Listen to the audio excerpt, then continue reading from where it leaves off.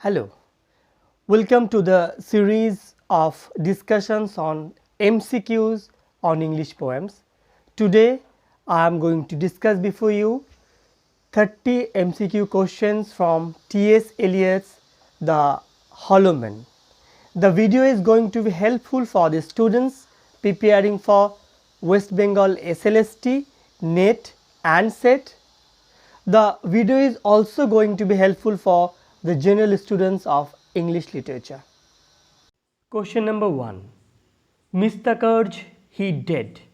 From where this epigraph of the poem The Hollow Man is taken?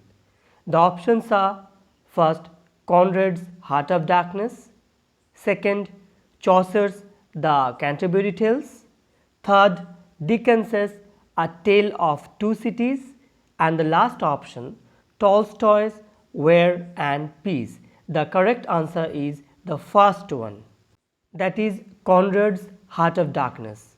In Heart of Darkness, the line is told by an African servant to declare the death of Mr. Kurj, an European agent who was trading on ivory in Congo.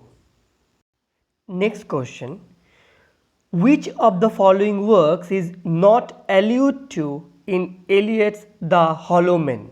The options are Conrad's Heart of Darkness, Shakespeare's Julius Caesar, Dickens's A Tale of Two Cities, and the last option is Dante's Inferno.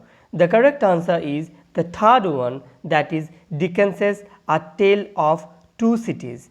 A Tale of Two Cities is a novel which is not alluded to in The Hollow Man. Third question. Which of the following is referred to as multifoliate rose in Eliot's The Hollow Man?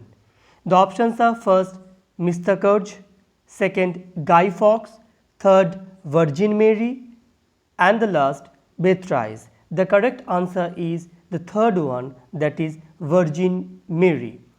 The eyes of Beatrice are transported into those of Virgin Mary here, and Dante refers to her as the rose and as the living Esther in Paradiso. The multifoliate rose is the eternal white rose, of which the petals are of the souls of the blessed, with Mary enthroned in its center. Next question. This is the dead land. This is cactus land. The above line is an allusion to which of the following works of Eliot? The options are: the Love Song of Alfred J. Prufrock; second, Portrait of a Lady; third, The Wasteland; and the last option, Zeronchen. The correct answer is the third one, that is The Wasteland. A distilled vision of the landscape of the wasteland is evoked in these lines. Question number 5. Or rats feet over broken glass in our dry cellar. Which of the following does the above line allude to? The options are: first, Conrad's Heart of Darkness; second, the Pigeon Rebels of 1381; third, the Gunpowder Plot of 1605; and the last option is Tolstoy, War and Peace. The correct answer is the third one, that is the Gunpowder Plot of 1605. The word cellar refers to the underground cellar which is rented by the conspirators to blow out the parliament in 1605. Question number 6. The title of Eliot's The Hollow Man is a combination of which of the following works? The first option, The Hollow Land by Kipling and The Broken Men by Morris; second, The Hollow Land by Morris and The Broken Men by Kipling; third, The Hollow Land by Conrad and The Broken Men by Morris; and the last option, The Hollow Land by Morris and The Broken Men by Hardy. The correct answer is the third one, that is The Hollow Land by William Morris and The Broken Men by Rudyard Kipling. Next question. In section 2 of Eliot's The Hollow Man, which of the following disguises does the speaker not want to assume? The options are: first, rat's coat; second, crow skin; third, frog; and fourth, cross steps. The correct answer is the frog, the third option. In the poem, the speaker says that in order to avoid the responsibilities, he would assume the disguises like rat's coat, crow skin, cross steps, but not the frog. Next question. Which of the following kingdoms is not mentioned in Eliot's The Hollow Man? The correct answer is: first, Death's Dream Kingdom; second, Death's Other Kingdom; third, Death's Night Kingdom; and the last option, Twilight Kingdom. The correct answer is Death's Night Kingdom. In the poem, there is a reference of Death's Dream Kingdom, which is inhabited by the Hollow Man; Death's Other Kingdom, which refers to the world after death, where the Hollow Men are trying to go, and there is also the mention of Death's Twilight Kingdom in the fourth section of the poem, but Death's Night Kingdom is never mentioned in the poem. Question number 9. Life is very long. The above line used in Eliot's The Hollow Man is a quotation from which of the following works? The options are: first, Conrad's Heart of Darkness; second, Shakespeare Julius Caesar; third, Conrad's An Outcast of the Islands; and fourth, Dante's Inferno. The correct answer is Conrad's An Outcast of the Island, the third option. Question number 10. Not with a bang but a whimper. The word whimper is an allusion to which of the following works?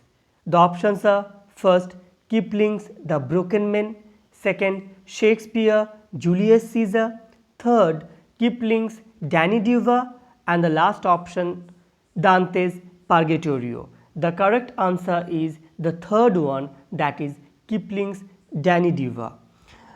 While writing these lines, Eliot possibly had in mind two lines from the poem Danny Diva by Kipling. And in Danny Diva, Diver, a British soldier, is executed in front of his regiment for killing another comrade. And the two lines are: "What's that that whimpers overhead? Said flies on parade.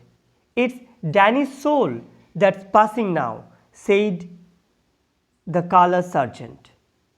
In his introduction to a choice of Kipling verse, Eliot quoted these lines, commenting that Kipling's choice of the word whimpers is exactly right. Next question. Gathered on this beach of the Tumid River. In the above line, which of the following rivers is corresponded to Tumid River? The options are Acheron, second, Lethe, third, Thames, and fourth, Ganges. The correct answer is the first one, that is Acheron. Possibly Eliot is also influenced here by Kipling's poem The Broken Men, which depicts the predicament of Englishmen exiled to the colonies and who are loitering by the shore and waiting to communicate with passengers of ships from home. Next question. Let me also wear such deliberate disguises. Which of the following figures of speech is used in the above lines? The options are: first, metaphor; second, antithesis; third, alliteration; and fourth, oxymoron. The correct answer is the third one, that is alliteration. In the phrase deliberate disguises, the sound D is repeated in these two consecutive words. So that is why deliberate disguises is an example of alliteration. Metaphor is a figures of speech where two dissimilar things are compared in an implicit way. Antithesis is a figures of speech where two opposite ideas or words are placed in a balanced form, and oxymoron is a figures of speech where two opposite words are placed side by side for emphasis. Question number 13. Eliot in the Hollow Man was reacting to the aftermath of which war? The options are: first World War I, second World War II, third the American Civil War, and fourth the French Revolution. The correct answer is the first one, that is World War I. Next question. In Eliot's The Hollow Man, the eyes appear to be an important symbol. What does it symbolize? The options are: first sadness, second power, third judgment, and the last option clairvoyance. The correct answer is the third option, that is judgment. Question number 15. Who is the old guy in Eliot's The Hollow Man? The options are: first Mr. Kurge, second Guy Fawkes, third the God, fourth the modern men. The correct answer is the second option, that is Guy Fawkes. The epigraph "a penny for the old guy" refers to the gunpowder plot of 1605. This was the name given to a conspiracy by certain English Catholics to blow up Parliament, King James I, his queen, and his eldest son on 5th November 1605. Next question. The Hollow Men in Eliot's poem The Hollow Man have lost which of the following qualities?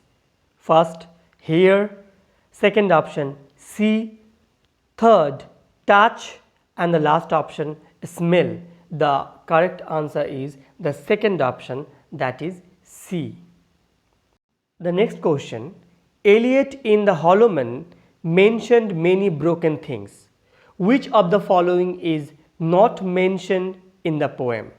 The options are: first column, second glass, third stone, and the last one stave. The correct answer is the second one, that is the glass. In the poem we find the phrase broken column, broken stone, cross stave, but not any broken glass. Question number 18. What does the hollowness of the hollow man in Eliot's poem symbolize? The options are: first loneliness, second spiritual barrenness, third stupidity, and the last option material lack. The correct answer is the spiritual barrenness, the second option. Question number 19. In writing The Hollow Man, Eliot was mostly influenced by which of the following poets? Options are: first Keats, second Dante, third Chaucer, and the last option is Yeats. The correct answer is second one, that is Dante. In the poem we find references to Dante in multiple times. Question number 20.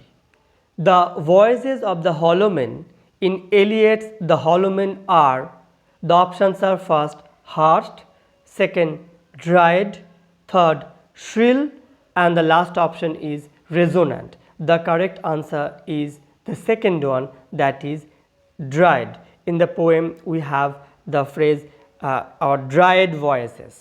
Next question.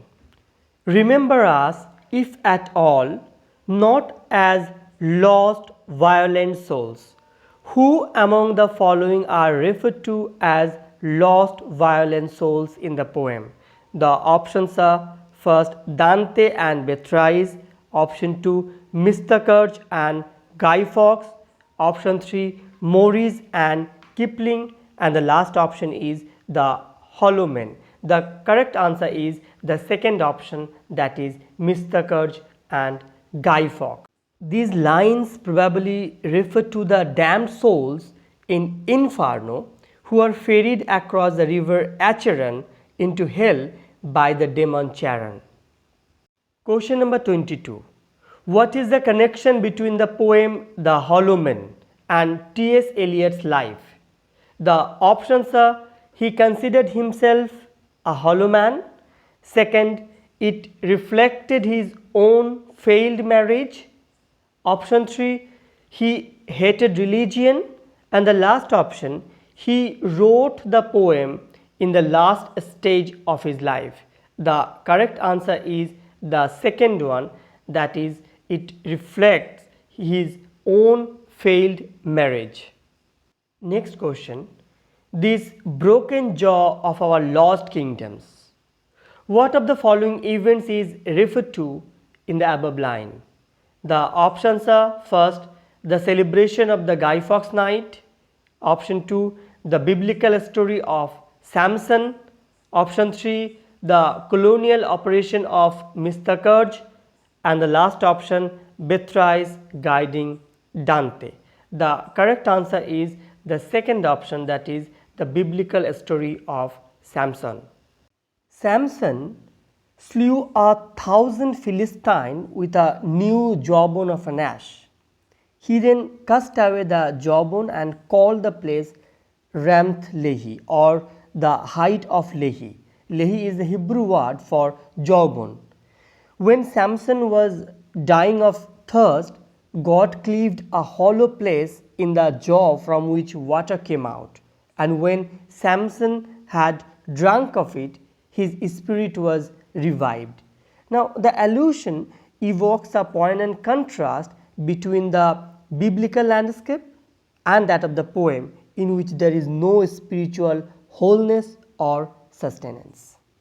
Next question, lips that would kiss from prayers to broken stone. The above lines are an echo of which of the following poems? The options are: first, Art by James Thomson. Second, The Broken Men by Kipling. Third, I Am Not Now as Once I Was by Ernest Dowson. And the last option, Danny Deever by Kipling. The correct answer is the first option, that is Art by James Thomson, which bears the line, lips only sing when they cannot kiss. Question number 25. Which of the following times is mentioned in Eliot's poem The Hollow Men? The options are: first, 10 o'clock at night. Option 2, 5 o'clock in the morning.